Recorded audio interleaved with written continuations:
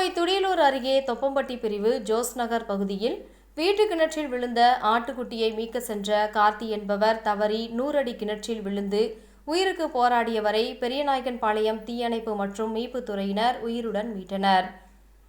கோவை துடியலூர் அருகே உள்ள தொப்பம்பட்டி பிரிவு ஜோஸ் நகரை சேர்ந்தவர் கார்த்தி. அவருக்கு வயது 42. அவர் வளர்த்து வந்த ஆட்டுக்குட்டி ஒன்று 100 அடி ஆழமுள்ள அவரது வீட்டு கிணற்றில் விழுந்துள்ளது. அதனை மீட்பதற்காக கார்த்தி கிணற்றுக்குள் இறங்கிய போது தவறி 100 அடி ஆழம் கொண்ட கிணற்றுக்குள் விழுந்துள்ளார். தகவல் அறிந்த பெரியநாயக்கன்பாளையம் மீட்புத்துறையினர் நிலைய அலுவலர் கார்த்திகேசன், சுரேஷ்குமார், சதீஷ்கண்ணன், வேல்முருகன், மோகன்ராஜ் உள்ளிட்ட துறை வீரர்கள் துரிதமாக செயல்பட்டு உயிருடன் மீட்டு அரசு மருத்துவமனைக்கு அனுப்பி வைத்தனர். மேலும் ஆட்டுக்குட்டியையும் உயிருடன் மீட்டு உரிமையாளரிடம் ஒப்படைத்தனர்.